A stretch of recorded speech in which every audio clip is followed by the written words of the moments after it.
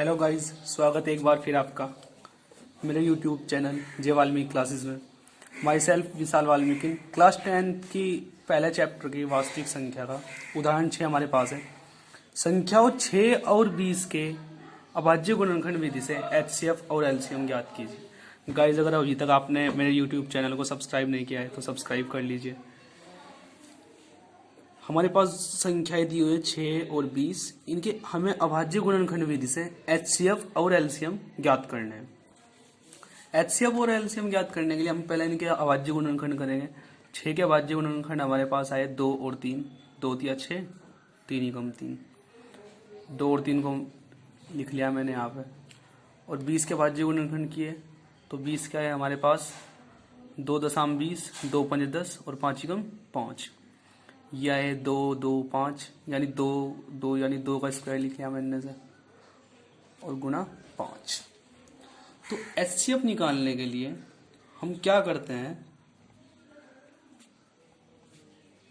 हम पहले कॉमन वाला पार्ट देखते हैं। कॉमन यानी उभयनिष्ठ, यानी जो दोनों में आ रहा हो। उभयनिष्ठ से हमारा तात्पर्य जो इन दोनों में आ रहा हो। जैसे 2 और 2, ये इसके अभाज्य गुणनखंड में भी आ रहा है 6 के, और 20 के अभाज्य गुणनखंड में भी आ रहा है। तो कॉमन 2 आ गया। और देखते हैं 3 6 के अभाज्य गुणनखंड में तो आ रहा है लेकिन 20 के में नहीं आ रहा, इसलिए 3 नहीं होगा। 5 20 के में आ रहा है लेकिन 6 के में नहीं आ रहा, इसलिए केवल 2 ही हमारे पास कॉमन है। अब इस कॉमन वाले की सबसे छोटी घात देखते हैं। यहाँ पे 2 की पावर 2 है, बड़ी घात है। 2 की पावर 2 है और यहाँ पे 2 की पावर 1 है, तो हम ये छोटी घात उठा लेंगे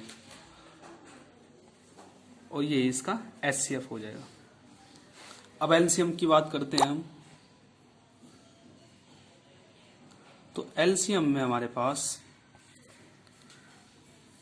एलसीएम में हम क्या करेंगे, इस कॉमन वाले पार्ट की बड़ी घात उठाते हैं। जैसे ये 2 की पावर 1 थी, ये 2 की पावर 2, तो कॉमन वाले पार्ट की बड़े वाली घात। लेकिन इसके साथ मल्टीप्लाई हो जाती है इन कॉमन वालों को छोड़कर जितनी भी संख्याएं बची हुई हैं। संख्याएं बची हुई हैं हमारे पास 3 और 5, तो इनकी भी मल्टीप्लाई यानी गुना हो जाएगी। तो एलसीएम आएगा हमारे पास 2 दूनी 4, 4 तिया 12, 12 पंजे 60।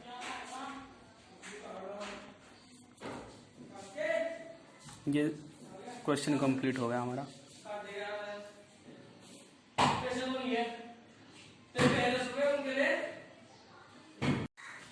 नेक्स्ट एग्जाम्पल है हमारे पास। अभाज्य गुणनखंड विधि द्वारा 96 और 404 का एचसीएफ ज्ञात कीजिए और इनका एलसीएम भी ज्ञात कीजिए। तो पहले हम इनके अभाज्य गुणनखंड करेंगे 96 और 404 के।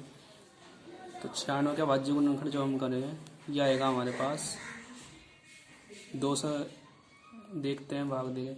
2 चौक 8, 9 में से 8 जाएगा 1, ये 16 हो गया हमारे पास। 2 अट्ठे 16। अब ये 2 से इसको 2 दूनी 4, 2 चौक 8, इसको करेंगे 2 से 12 बार, 12 दूनी 24। ये 2 से 6 बार, 2 छंग 12 और 2 तिया 6 और लास्ट में 3 एकम 3। 96 के हो गए। अब 404 के देखते हैं। 404 के हमारे पास है 2 दूनी 4, 2 दूनी 4, फिर 2 से 2 एकम 2, 2 एकम 2। अब 3 से देखते हैं, 3 तिया 9 बचा 1, 3 से तो नहीं कटेगा। 4 से 5, 4 से नहीं कटेगा, 5 से 6, 7, 7 से देंगे जब बागी से 7 एकम 7, हाँ 7 से भी नहीं कटेगा क्योंकि 31 हो जाएगा। 9 11, 11 से इसको देंगे भाग अगर, तो 11 से हमारे पास आएगा, 11 से भी नहीं होगा। ये भाज्य संख्या है इसलिए 101 से ही भाग जाएगी। तो हमारे पास आए हैं 96 के जो भाज्य गुणनखंड आए हैं हमारे पास 2 की पावर 1 2 3 4 5, 2 की घात 5 और गुना 3 और 404 के हमारे पास आए हैं 2 की पावर 1 2 2 की घात 2 और गुना 101 यहाँ है हमारे पास। अब HCF क्या होगा इनका? HCF निकालने में सबसे पहले कॉमन केवल 2 आ रहा है और 2 की भी 2 वाले की 5 वाली पावर ले या फिर 2 वाले की 2 वाली पावर ले। 2 वाले की भी वो घात जो सबसे छोटी हो।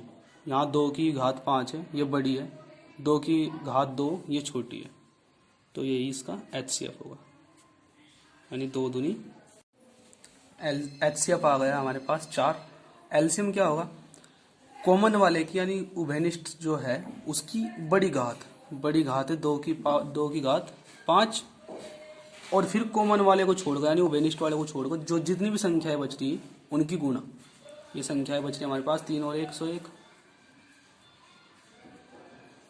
ये गुणा करेंगे आएगा हमारे पास 2 की पावर 5 यानी 32, ये गुणा 3 और गुणा 101, ये 32 की गुणा 3 में करेंगे जब ये आएगा हमारे पास 32 की गुणा 3 में करने लगा 3 दूनी 6 3 3 9 96 और 96 की गुणा जब हम 101 में करेंगे ये आएगा हमारे पास 96 गुणा 101 में करने को 6 एकम 6 0 6 और 9 एकम 9 0 9 एकम 9 6 9 6 9 96 LCM आया हमारे पास 96। ये उदाहरण 7 भी हमारा कंप्लीट हो गया। अगला उदाहरण है हमारे पास उदाहरण 8। संख्या 6, 72 और 120 का अभाज्य गुणनखंड विधि द्वारा HCF और LCM ज्ञात कीजिए। तो हमारे पास 6 के अभाज्य गुणनखंड है, 6 के अभाज्य गुणनखंड है हमारे पास 2 गुना 3, 72 के निकाल लेंगे हम और 120 के भी निकाल लेंगे। 72 के देखते हैं हमारे पास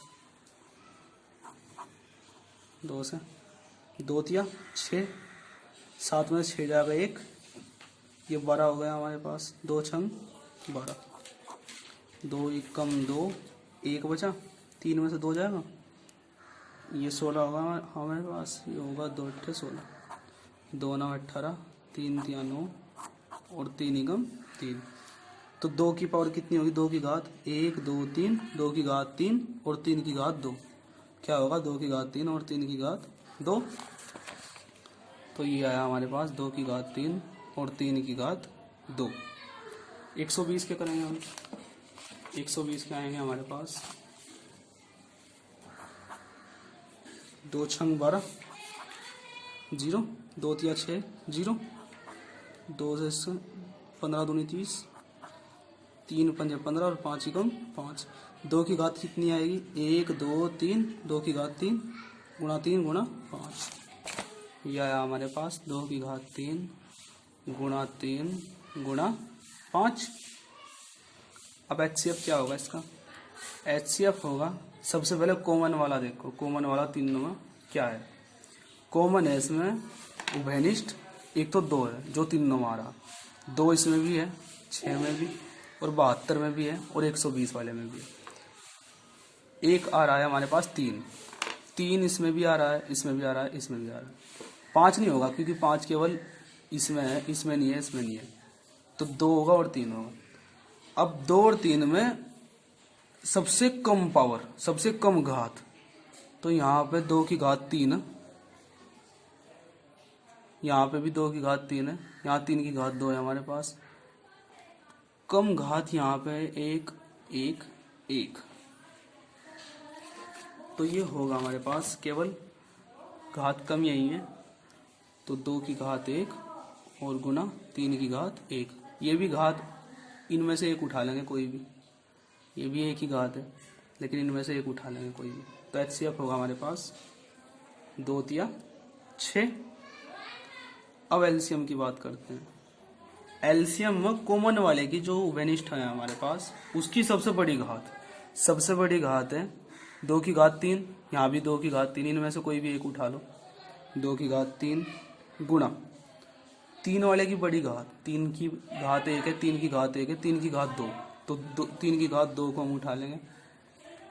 उभयनिष्ठ बस यही है। अभी ना कॉमन वालों को छोड़कर जितनी भी संख्याएं बच रही, केवल 5 बच रही, उभयनिष्ठ वालों को छोड़कर केवल 5, उसकी भी गुणा।